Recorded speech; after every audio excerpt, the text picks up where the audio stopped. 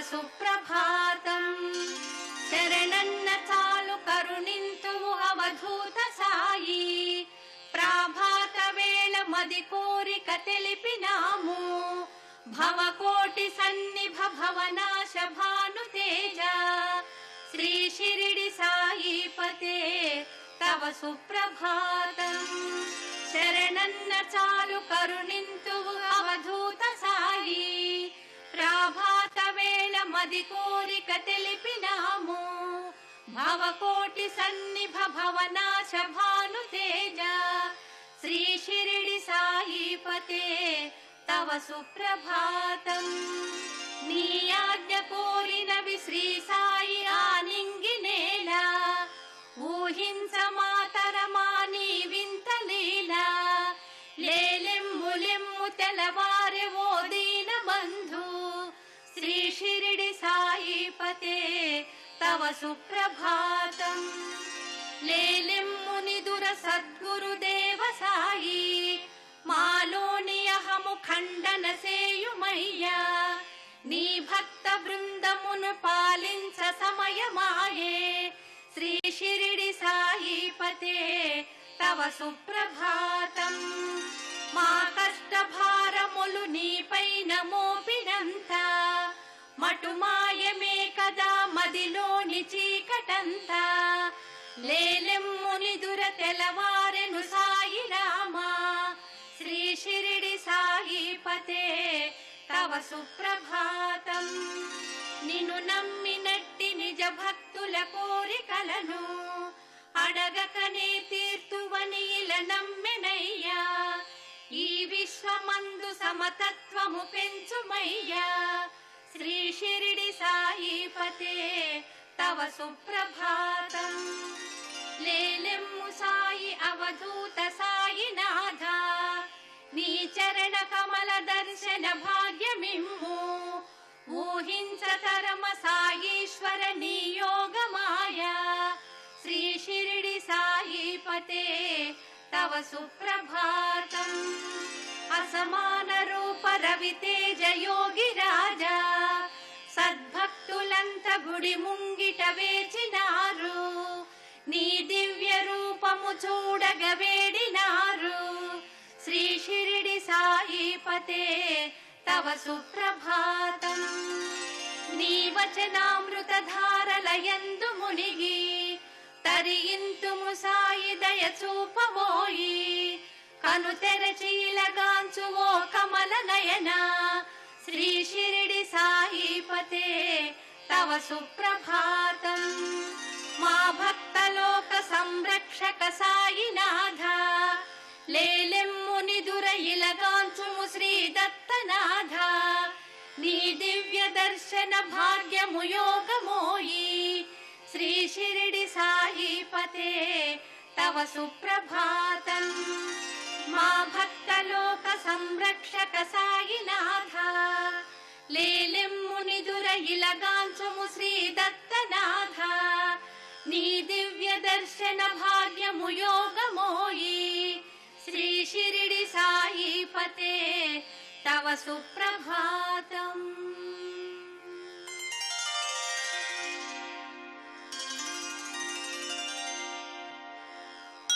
భువి పాలక కోరిక తీర్చుమయా. శుభకారక నీ దయ చూపుమయా.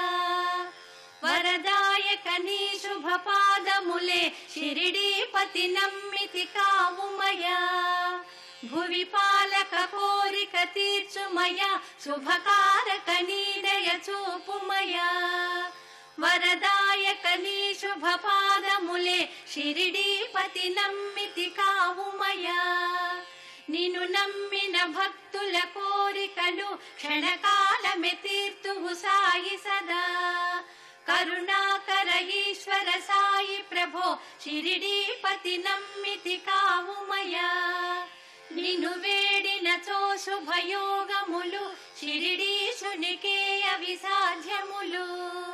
నిరతం చరణం పూజింతుమయా. వరదా శుభదామము బ్రోవుమయా. అరుణోదయ వేళలో చేరితిమి. శుభపాదము వేడుచు పిలిచితిమి.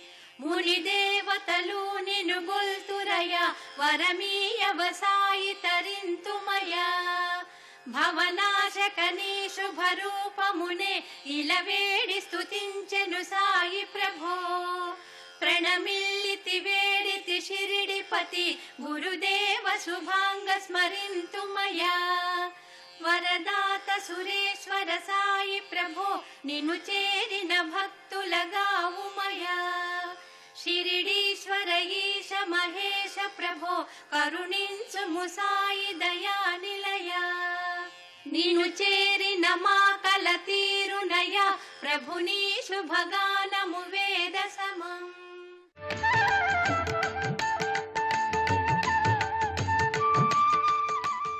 శంకరాచార్యుల వారు అసలు ఎంత చక్కగా సునిశితంగా ఆ కాశీ ఏమిటి, ఆ కాశీ నువ్వేరా ఎవరో కాదు, ఎక్కడో లేదు ఈ కాశీ అనేది, ఈ కాశీ నిరంతరం నీ లోపలే ఉంది, ఆ కాశీని నువ్వు గుర్తెరుగలేకపోవడం నీ అజ్ఞానం తప్ప, కాశీ మాత్రం ఎప్పుడూ స్పష్టంగా అలా పాతుకొని ఉంది అని చెప్తున్నారు. ఎవడు జ్ఞానముతో అంతర్ముఖుడవుతాడో వాడిని మించినటువంటి కాశీ ఇంకెక్కడా లేదు. కాశీ మనలోనే ఉంది. ఒక్క కాశీ ఏమిటి, ముక్కోటి దేవతలు మనలోనే ఉన్నారు అనే స్పష్టంగా తెలియపరుస్తూ ఆయన మనం వెళ్ళినప్పుడు ఏం చేస్తాం, కాశీలో అన్నపూర్ణ, విశాలాక్షి, విశ్వేశ్వరుడు, ఈ అన్నపూర్ణ అమ్మవారి దగ్గరికి వెళ్ళి జ్ఞాన వైరాగ్యాలు అడగాలి, అక్కడ వెళ్ళి విశాలమైనటువంటి దృక్పథం రావాలి, ఆ తర్వాత విశ్వేశ్వరుడి దగ్గరికి వెళ్తే ఆయన సంపూర్ణమైనటువంటి దర్శనం మనకి లభిస్తుంది. ఇది ప్రధానమైనటువంటి ఉద్దేశ్యము.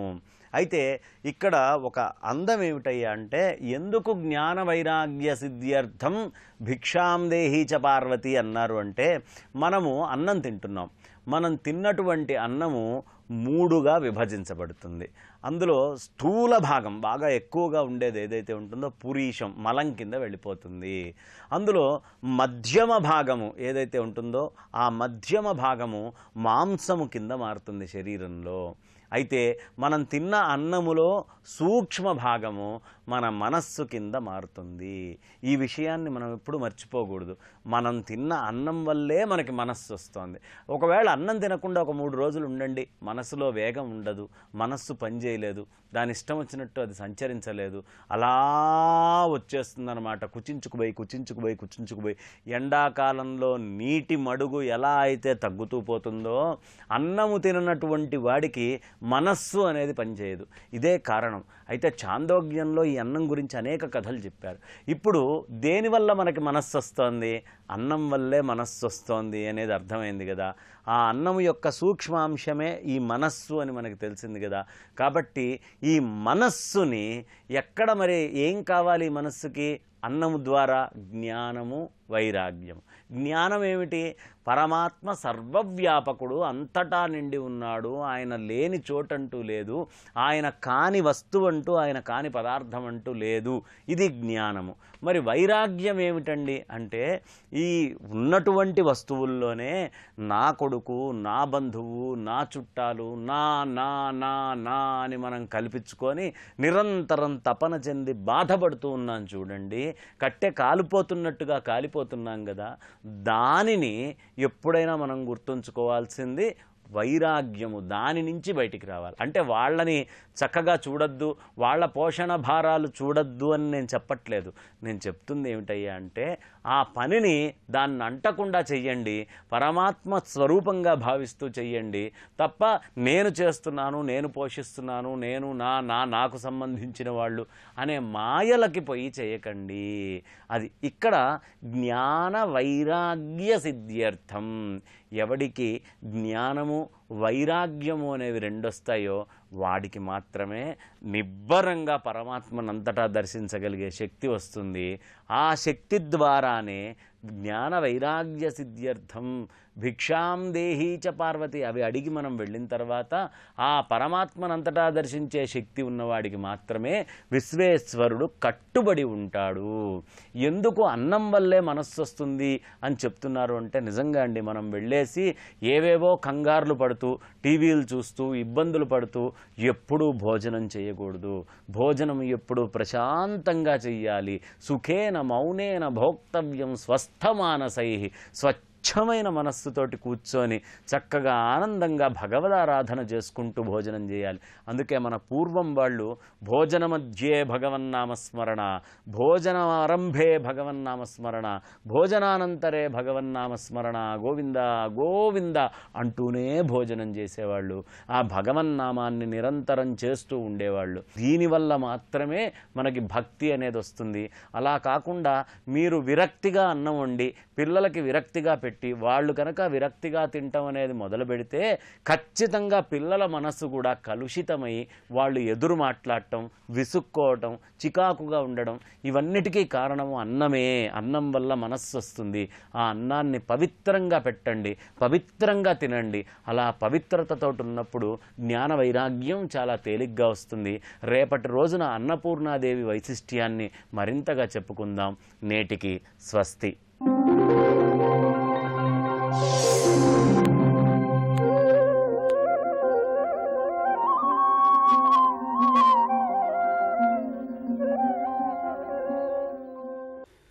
ఈ మధ్యన మా ఇంటికి ఒక పెద్ద ఆయన వచ్చారండి.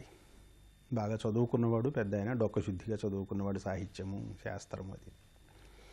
వస్తూనే, ఏమిటి మాస్టారు సాహిత్య రంగం ఇంత కలుషితమైపోయింది, ఎవరు పడితే వాళ్ళు కవులేనా, నాలుగు కవిత్వాలు రాసేయటమును మహాకవిని అనటం, ఒక్కడంటే ఒక్కడికి శబ్దజ్ఞానం లేదు, అర్థజ్ఞానం లేదు, ఏమిటి సార్ ఈ పరిస్థితి, మనం ఇలా చూస్తూ నోరు మూసు కూర్చోవలసిందేనా అంటూ శివాలు ఎత్తిపోయినట్టుగా చిందులు దొక్కేశాడు నా మీద. నాకు ఓ పక్కన నవ్వు వస్తోంది, ఓ పక్కని నిజమే ఆయన అన్నదానికి భిన్నంగా ఏమీ లేదు. ఆయన ఇంకో మాట కూడా అనేశాడు, ఇప్పుడు వచ్చిన కొత్త కవిత్వానికి ఛందస్సు కూడా అక్కర్లేదు కదండి, గురులఘువులు కూడా తెలవాల్సిన పనే లేదు అని. ఈ వాతావరణము, ఈ విమర్శ చాలామందికి ఎదురవుతుండేదే. నాకు ఒక్కడికే కాదు, అసలు సాహిత్య రంగంలో ఉన్నవారికి అందరికీ ఎక్కడో చోట ఏదో ఒక రోజున ఇలాంటి విమర్శ, లేదో ఇందులో కొంత భాగం కానీ అధిక భాగం కానీ చెవిని పడుతూనే ఉండేది. ఆశ్చర్యం ఏమిటంటే 9-10 శతాబ్దాలకి చెందిన రాజశేఖరుడు గొప్ప కవి, అలంకారికుడు, అలంకార శాస్త్రవేత్త, శాస్త్ర రచయిత కూడా, కావ్యమీమాంస రచయించినవాడు. ఆయన కూడా ఇంచుమించు ఇదే అభిప్రాయాన్ని 9-10 శతాబ్దాల నాడు చెప్పాడండి. ఇది విని, అది చూసి, అది చదివి, ఇది విని చాలా ఒక తమాషాగా అనిపించింది నాకు. మీరు కూడా ఆ అనుభూతి రుచి చూస్తారని ఆ శ్లోకం మీకు వినిపిస్తున్నాను. స్వాధీనో రసనాంచలః పరిచితా శబ్దాః కియంతః క్వచిత్ క్షోణీంద్రో న నియామకః పరిషదశాంతాః స్వతంత్రం జగత్ తద్యూయం కవయో వయం వయమితి ప్రస్తావనాహంకృతిం స్వచ్ఛందం ప్రతిసద్మ గర్జత వయం మౌనవ్రతాలంబినః అంటున్నాడు.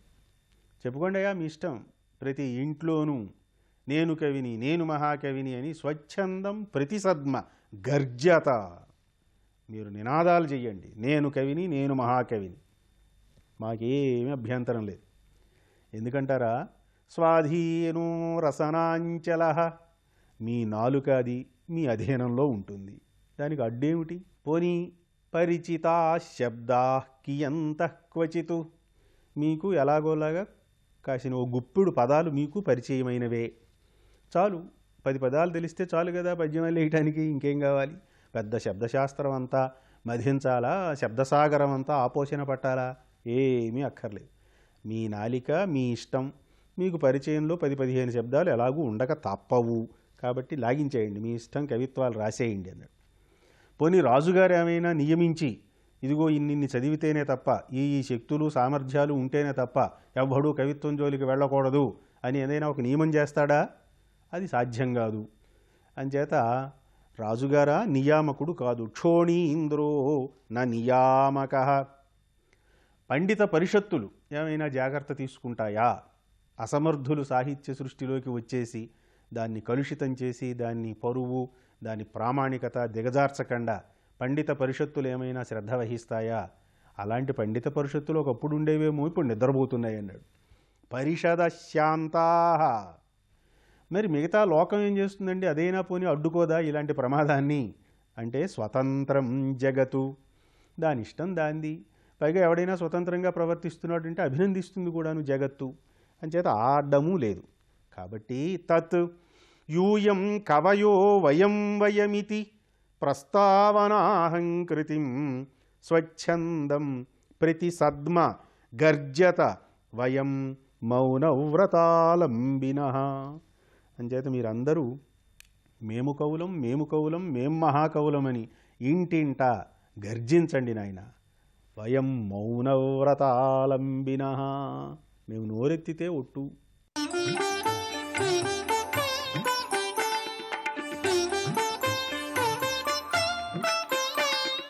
లోపల నుంచి బయటికి రావాలన్నా, బయట నుంచి లోపలికి వెళ్ళాలన్నా నా అనుజ్ఞ తీసుకోవాలి. ఐడెంటిటీ కార్డు అని ఒకటి ఉంటుంది రాక్షసుల దగ్గర. మనకి టోల్ గేట్ వాళ్ళ దగ్గర నెలకోసారి డబ్బులు కట్టితే ఏం చేస్తారు? ఈ కార్డు ఎలా పెడతాడు, అప్పుడు వదులుతాడు. అలాగే రావణాసురుని యొక్క అనుజ్ఞ తీసుకున్న రాక్షసులు మాత్రమే నేను వాళ్ళని చూడగానే గుర్తిస్తాను గనక టక్కున వాళ్ళు లోపలికి వెళ్ళడానికి అనుమతిస్తాను. తక్కిన వారెవరూ నన్ను అడగకుండా వెళ్ళకూడదు. నేను రావణుడిని అడగకుండా పంపను. నన్ను అడగకుండా నువ్వు వెళ్ళలేవు. నువ్వు ఒకవేళ నన్ను అనుజ్ఞ అడిగినా రావణ అనుజ్ఞ లేకుండా నేను నిన్ను పంపను. ఎందుకు వచ్చిందిరా, వెళ్ళిపో, ఎందుకో జాలేస్తోంది నాకు. ఇందాక ఏమంది? చెప్పినా చెప్పకపోయినా చంపుతానంది. కొంచెం ఇప్పుడు మార్పు వచ్చింది కంఠంలో. నశక్య మాం అవజ్ఞాయ ప్రవేష్టుం నగరీ త్వయా. త్వయా నీ చేత, మాం అవజ్ఞాయ నన్ను లెక్క చెయ్యకుండా, నగరీ ప్రవేశం నశక్య నగరంలోకి అడుగు పెట్టడం కుదరదు. అంటే నన్ను అడగకుండా, నన్ను లెక్క చెయ్యకుండా నువ్వు లోపలికి అడుగు పెట్టలేవు. నేను కాదంటే నువ్వు లోపలికి అడుగు పెట్టలేవు. అద్య ప్రాణై పరిత్యక్త స్వప్ససే నిహతోమయ. నేను క్షమించను, ప్రాణం తీసేస్తాను. పో. మళ్ళీ ఇంకోసారి గట్టిగా చెప్పింది. 2 సార్లు అహం హి అంది. అహం హి నగరీ లంకా స్వయమేవ ప్లవంగమ సర్వతః పరిరక్షామి హ్యేతత్తే కథితం మయ. నేనే లంకని. నేను మీకు ప్రారంభంలోనే చెప్పాను. లంక అంటే మృత్శరీరం, మృణ్మయ శరీరం, భూతత్వం కలిగినది. 10 ఇంద్రియములతో. ఏమేమిటవి? ముక్కు, కళ్ళు, చెవులు, నాలుక, చర్మం. ఈ 5ంటిని జ్ఞానేంద్రియాలు అంటారు. వాక్కు, పాణి, పాదం, పాయువు, ఉపస్థ. పాయువు అంటే మలద్వారం, ఉపస్థ అంటే మూత్రద్వారం. ఈ 5 కర్మేంద్రియాలు.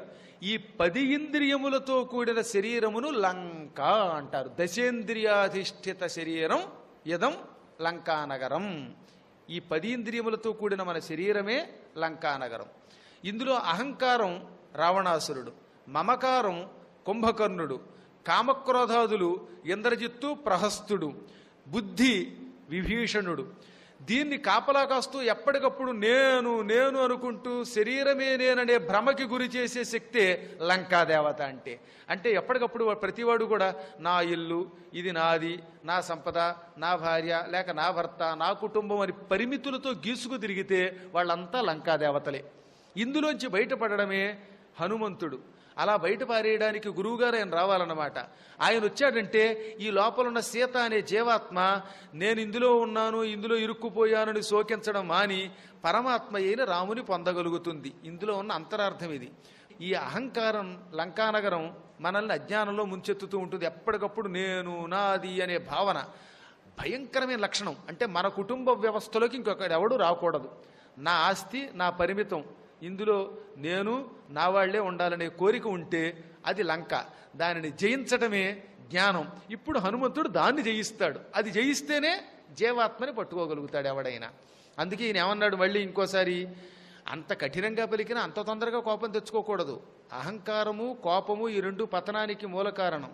ఒక్కొక్కప్పుడు మనకి ఆలస్యమైన కష్టం వచ్చినా అప్పుడు కొంచెం శాంతంతో ఉండాలి. చిన్న చిన్న విషయాలకి కోపం తెచ్చుకుని భ్రష్టులైతే ఎంత ప్రమాదమో మనకి సనక సనందనాదుల ద్వారా తెలుస్తుంది. సనక సనందన సనత్కుమార సనత్సుజాతులు 4 వైకుంఠానికి వెళ్ళారు. అక్కడ జైవిజయులు లోపలికి వెళ్లకుండా అడ్డం కొట్టగానే వెంటనే తొందరపడి శపించారు. ఆ శాపం పెట్టగానే విష్ణుమూర్తి వైకుంఠం నుంచి బయటకు వచ్చాడు. అప్పుడు వీళ్ళు క్షమించమని కాళ్ళ మీద పడి, మేము కోపంతో జైవిజయుల్ని శాపం పెట్టాం, ఆ క్రోధం వల్ల ఏమైంది, మాకు వైకుంఠ నగర ప్రవేశార్హత తొలగిపోయింది, లోపలికి రాకుండా నువ్వే బయటకు వచ్చి దర్శనమిచ్చావు. ఒక వ్యక్తి మన ఇంటికి వచ్చాడండి, ఆయన్ని లోపలికి పిలవకుండా మనమే బయటకు వచ్చి దర్శనమిచ్చామంటే వాడు లోపలికి రావడం మనకి ఇష్టం లేదు, గంటేస్తున్నాం అని అర్థం అనమాట. ఇప్పుడు నాకు అర్థమయ్యింది, ఇప్పుడు మేము ఏం చెయ్యాలని అడిగారు. 10,000 సంవత్సరాలు బదరీకి వెళ్ళి తపస్సు చేయండి అన్నాడు. అప్పుడు 10,000 సంవత్సరాలు తపస్సు చేస్తే శాపం పెట్టిన పాపం పోయింది వాళ్ళకి. వాళ్ళకు కూడా తప్పలేదు. ఎందువల్ల? మహాత్ములకి కోపం వచ్చిందా, ఆ కోపం వల్ల వారితో పాటు దేవుడికి కూడా నష్టమే. ఇప్పుడు విష్ణువు 3 జన్మలు ఎత్తవలసి వచ్చిందా లేదా? దానివల్ల ఈ రామాయణం జరిగింది. మళ్ళీ ఒక్క సనక సనందనాదుల క్రోధం రావణ కుంభకర్ణులుగా, హిరణ్యకశిపులుగా, శిశుపాల దంతభక్తులుగా జయ విజయుల్ని 3 జన్మలు ఎత్తేలా చేసింది. దాంతో భగవంతుడు 3 అవతారాలు ఎత్తవలసి వచ్చింది. 3 అవతారాలు కదా, ఏకంగా 4 అవతారాలు ఎత్తవలసి వచ్చింది. దానితోటి వరాహావతారం, నరసింహావతారం, రామావతారం, కృష్ణావతారం.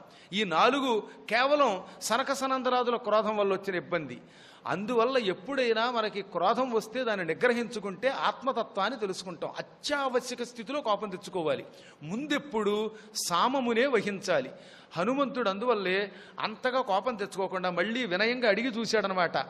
లంకాయా వచనం శ్రుత్వా హనుమాన్ మారుతాత్మజః యత్నవాన్ సహరిశ్రేష్ఠః స్థితః శైలయవాపరః. ఈయన కూడా పర్వతంలా నిలబడ్డాడు. అంటే శరీరం పర్వతం అవ్వలేదు, అది గుర్తుపెట్టుకోండి. కొండవలే ధైర్యంతో నిలబడ్డాడు.